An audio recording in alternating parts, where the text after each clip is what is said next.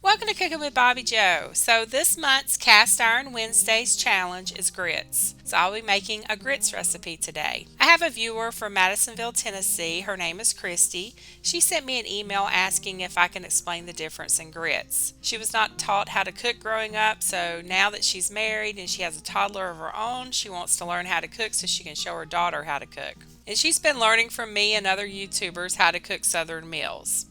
I told her when I finally get around to doing my grits video that I will definitely explain the different grits. Although I will be giving the instant and quick cooking grits away because I don't use them.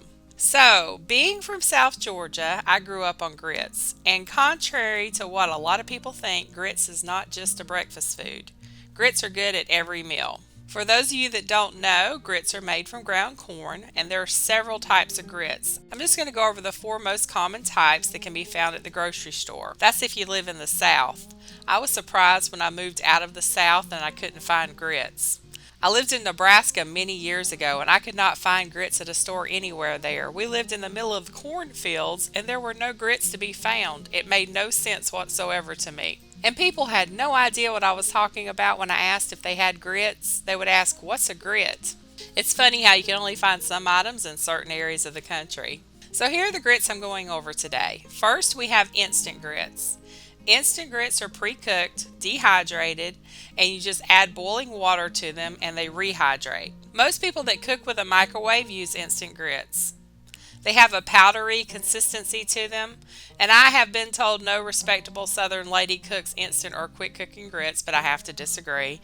I don't cook them, but I know plenty of respectable Southern ladies that do. There are a lot of other ingredients in instant grits, and I try to stay away from foods with ingredients I can't pronounce. And I can't really give pointers on how to make instant grits taste better because I've never cooked them. I'd say add a little extra butter and some cheese and maybe a little garlic. That's probably going to help with the flavor. Next we have quick cooking grits, and they've been finely ground, which makes them cook more quickly. There are a lot of ingredients in these as well. These are a little more coarse than the instant grits. Quick grits generally take about 5 minutes to cook on the stove after the water has started boiling. I do not cook these either, but if you do, I'd suggest adding half chicken broth, half water, or half milk and half water. Cream is also good in grits. Okay, so let's move on to the grits that I do use. Heirloom grits are made from different varieties of corn. They are stone ground grits made with different colored corn.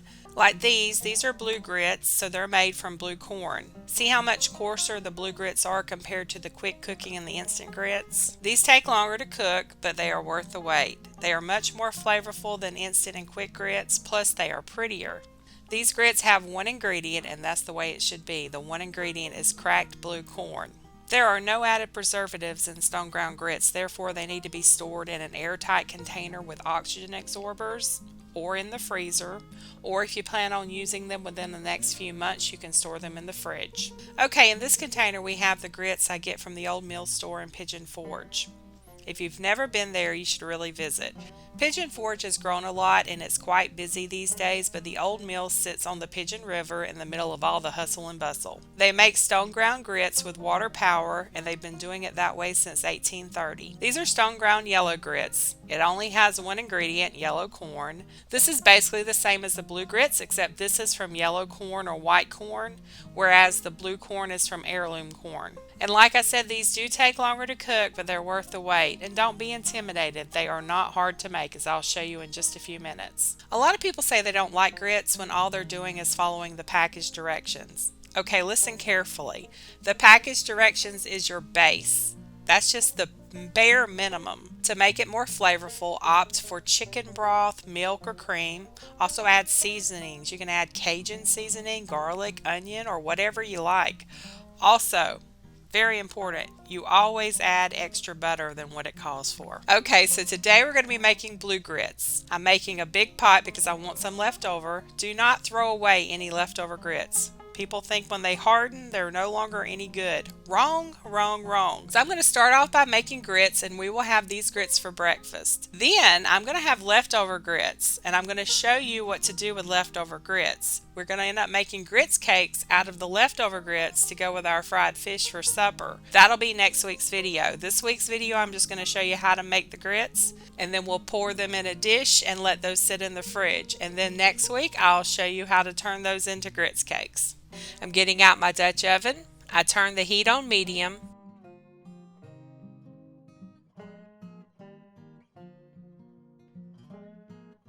Add 2 cups of chicken broth and 2 cups of whole milk.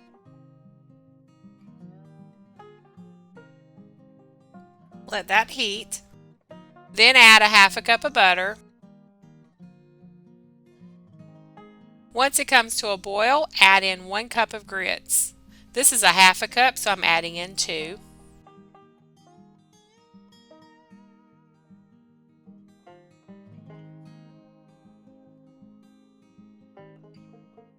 Whisk slowly while pouring the grits in.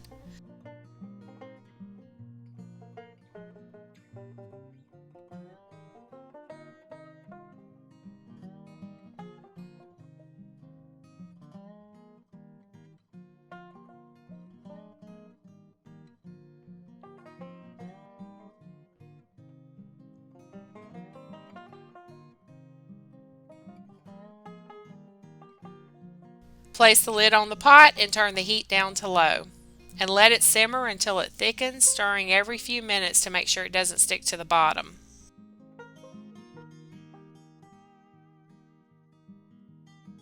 While that is cooking, I'm going to fry up some bacon. And see, the grits are starting to thicken.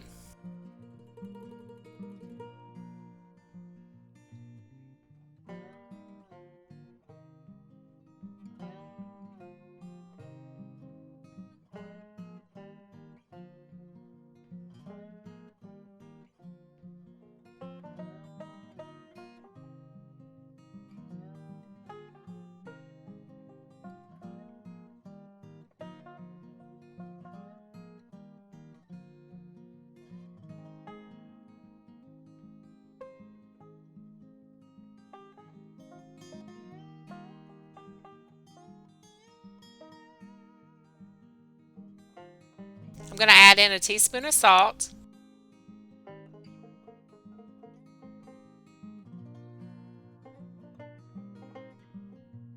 And now that the bacon is done, remove it and let it drain on a paper towel lined plate. In the bacon grease, add in 1 tablespoon of minced garlic and 1 pound of shrimp. Cook the shrimp until it's pink and firm. It's about 3 to 4 minutes. It doesn't take long. I'm adding 1/4 cup of cream cheese into the grits.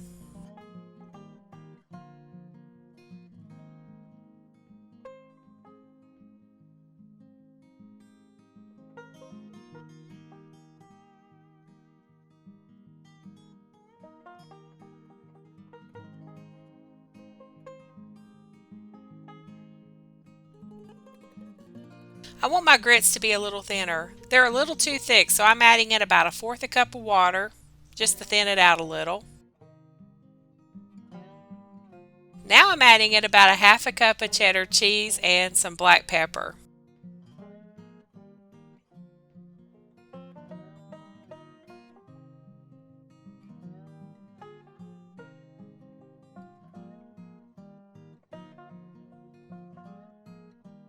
I'm going to taste it to see if it needs anything else. That tastes perfect. Now all it needs is some shrimp and bacon on top. So I'm going to dip some grits into mine and Steve's bowl, and I'm going to top it with shrimp and bacon. Doesn't that look good?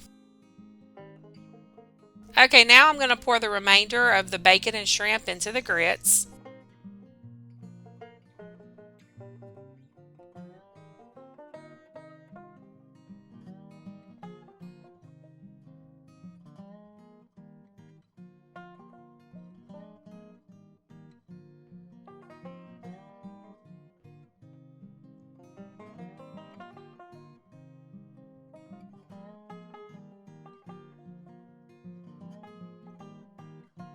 have the square dish that I've greased. I'm pouring the leftover grits in that. I'm going to let it sit here and cool down while we eat our breakfast.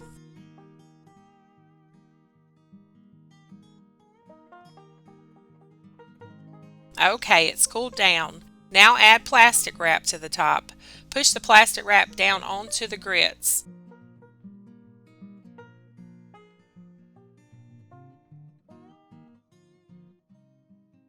Place it in the fridge for a few hours or overnight. It actually does best if you leave it in overnight.